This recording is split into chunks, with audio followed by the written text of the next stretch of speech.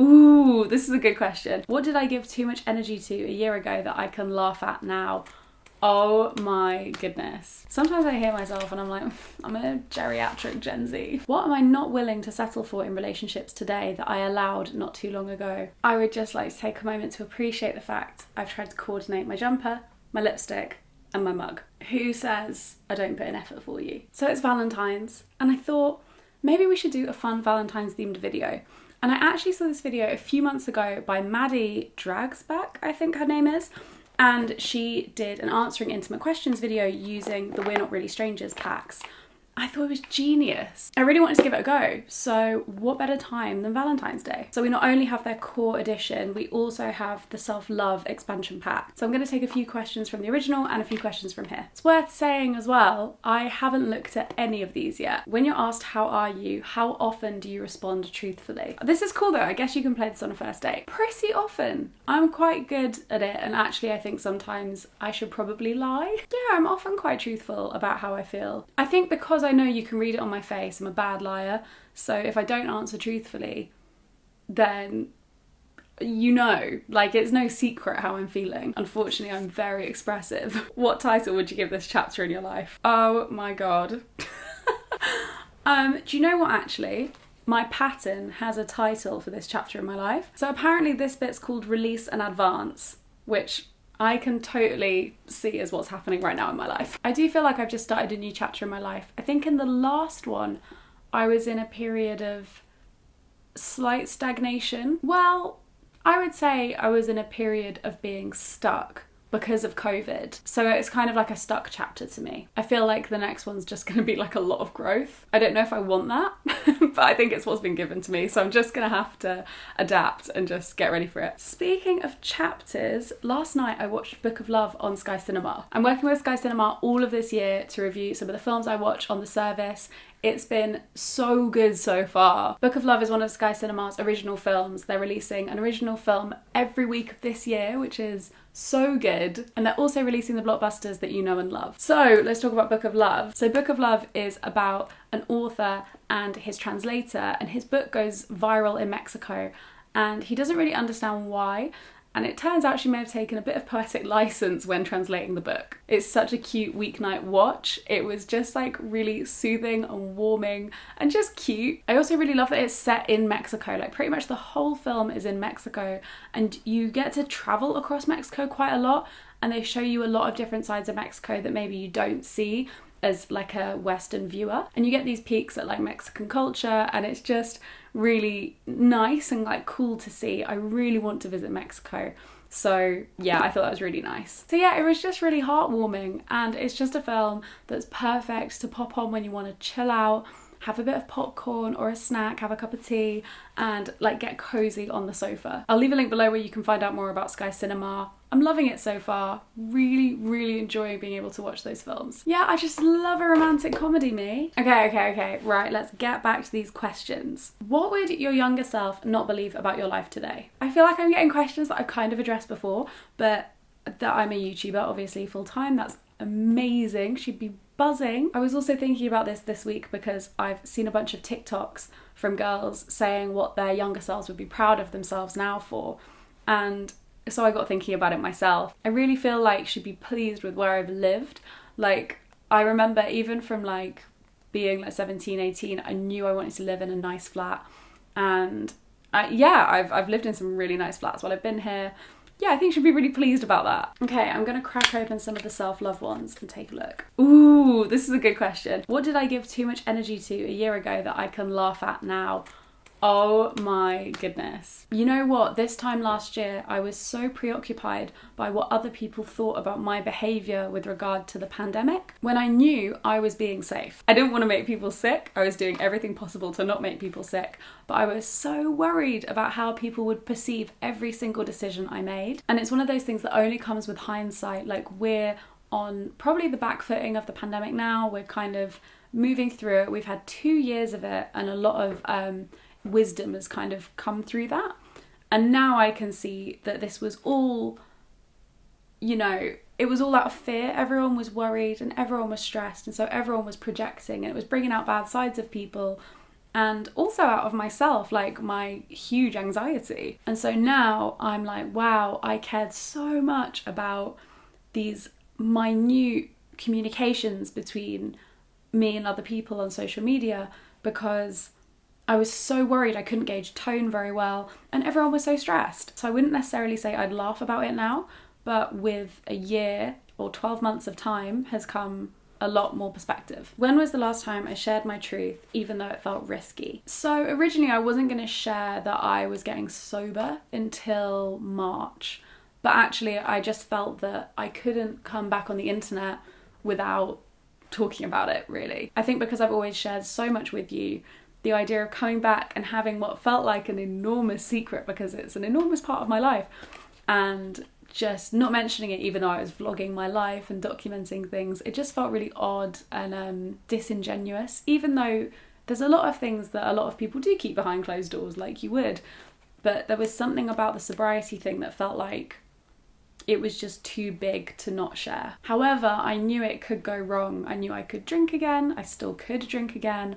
I knew that it would come with some level of public judgment, probably, because I've been sober before. I think I was basically choosing between two discomforts, the discomfort of keeping it secret or the discomfort of sharing it, and I chose to share it. Oh, this is a good one. What do I want to stop apologising for? Oh, you know what I want to stop apologising for is telling people my feelings over text, or generally, I'm not too bad about it in person, but via text, if I need to talk about something, I will send some, I'll have a full conversation about what is going on and how I'm feeling, and every time at the end I will go, I'm so sorry for such a rant, or like, oh, I'm so sorry to just like share all this with you. And usually it's been a two-way conversation. I know I don't overstep people's boundaries, and yet I'm so worried about doing it. There's no need for me to be apologising for saying how I feel. And it'll just be me going to them for advice or something. So I've already teed it up about what is going on, and yeah, I'm still apologising for it. It's so silly. So yeah, I want to stop apologising after talking about myself for a while when texting. What am I not willing to settle for in relationships today that I allowed not too long ago? Well, I mean, I've been in my relationship for 5 years, so I guess I'd be picking something that I settled for in previous relationships and like romantic partnerships. A careless amount of lack of planning. I think that as you get older, you realise how important planning ahead is. Even just organising things a week or so in advance can sometimes be the difference between seeing someone and not seeing someone, or having a particular experience and not being able to have that experience. I was very tolerant of people not like booking things in advance or whatever, and I wasn't a booker in advance, so I think I just didn't realise that that's what it took to be able to do some of those things, and maybe I was just doing it naturally and not realising that that was why it was happening. But I think, yeah, kind of carelessness in that area actually ended up having some big knock-on effects in my previous relationships. Like for one of them, I never met my boyfriend's friends because it involved a little bit more planning, and stuff like that, it just never happened. Even just the thoughtfulness of maybe booking a table for a restaurant we both want to go to in a week's time, stuff like that I really, really appreciate now, and I would not date someone if that wasn't happening. What boundary would benefit me the most to set with myself, and why haven't I set it yet? Phone boundaries. I go through phases with my phone. There are times where I'm on it less and times where I'm on it more, and I'm in a huge habitual more period. I've accidentally built the habit back up really badly. I'm probably on like 6 or 7 hours a day on my phone at the moment. Obviously some of it's work, but I don't like excusing any of my phone time as being work, because there is no amount of phone time that adds up to 7 hours that could possibly be construed as work. The only work I do on my phone really is check an email when I'm out, or edit TikToks, or edit photos. I wouldn't necessarily call that work. So I think having my phone in another room while I sleep, or having a set time that I get off it at night, or I'm on Do Not Disturb during the day, which I used to do and I'm so bad at doing now, and also having the Forest app and using that as well to do focus times. Stuff like that would be really helpful, and I really should do it again. Also, I don't know if you find this, but my phone time always creeps up when I am not busy. And at the moment I've had a period through January, kind of February time, I really haven't been that busy. Even through December I wasn't that busy. So yeah, it's really crept up. What feedback forced me to grow recently, even if it was hard to hear in the moment? Ooh, do you know what someone said to me a day or so ago that was hard to hear, and you're gonna laugh maybe, but was good to hear? So I wouldn't necessarily say it's forcing me to grow, but it's definitely forcing me to reconsider. Is one friend that I really trust, who also works in social media stuff, is a creator themselves, said to me that even though I don't perceive myself as talking about social justice, a lot of other people perceive me as one of my branding things is being social media. That was quite eye-opening. I really didn't think that was the case. I tried to distance myself from that because I don't like it when people do it, but actually I'm still considered by a lot of people to be in that category of like a social justice influencer. It doesn't sit right with me, but it's good to know, and it's definitely made me reflect on how I put myself across, because I don't want to be seen as a beacon of activism at all. I think I'm a hypocrite in a lot of areas, to be totally honest. And I talk about social issues or stuff around maybe sustainability or slow consumption just because like it's part of my life. But I would never want to be seen as, or I don't want to be seen as someone who makes that a part of their personal brand. So I need to be very aware of how I address stuff to make sure that I'm not pushing this idea to other people that I wasn't aware I was pushing, but I need to be more aware of. Convoluted, but I hope it's, I hope that answers that question. I'm doing loads of these because I don't know which ones are going to make it into the video, so excuse the self-indulgence. What compliment do I hear the most that isn't about my physical appearance? It feels so ego-driven to even talk about this kind of thing. Often that I'm a good listener and that I'm empathetic. Something that's meant as a compliment that people say a lot, but I don't take as a compliment, but I should, is that people see me as a motherly figure. They see me as someone who looks after them. And I've always found that a bit weird. Especially when people are friends with me and Jack and they call us mum and dad.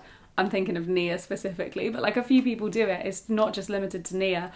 And it's weird because I don't see myself as even slightly having my life together. I know I care about people, but I never know if I'm really expressing that. And hopefully calling me mum means I do express that. What's the biggest improvement I've seen in myself this past year? The past year has thrown some curveball challenges my way. So yeah, the resilience element, like there's been a lot of things that have come along the past 12 months, along with obviously the global lockdowns and we were indoors for 3 months. Things have been so up in the air, we've all dealt with that. And then obviously, everything around getting sober. I am resilient. I don't know if I was before, but this year has definitely improved it. Who inspires me to become a better version of myself, and how do they inspire me? Ooh, I will say that I used to really look up to people who looked like they had their life together. That was always the driving force behind who I aspired to be, was people who really looked sorted and kind of had the things that I wanted. Whereas now, I way more look up to people in how they conduct themselves. I really notice when people are classy with how they conduct themselves, and they are diplomatic, and they are sensitive and empathetic. And those are the traits that really stand out to me, and that I end up kind of logging in like my mental black book and being like, okay, cool. If that ever happened to me, or if I was ever in this situation, I would love to deal with it the way that this person dealt with it. Maybe I don't have any role models. Maybe this is the problem. I truly don't know who inspires me to become a better version of myself. I don't know. That, I think, is where we're going to end today. Some of these were hard. I feel like there should have been more tea in this. I feel like there was some tea. Tea is like the most outdated phrase now, isn't it? Sometimes I hear myself and I'm like, I'm a geriatric Gen Z. Anyway, thank you so much for watching this video. I really hope you enjoyed it. Do check out Sky Cinema in the link below. There'll be a load more information that you can find out about them there. And I'd love to know your answers to some of these questions. Please leave them below, because this was not easy. These questions were thought-provoking. And so yeah, I'd love to know your responses. And yeah, thank you so much. I really appreciate you watching. Have a lovely rest of your day, and I will see you in my next video.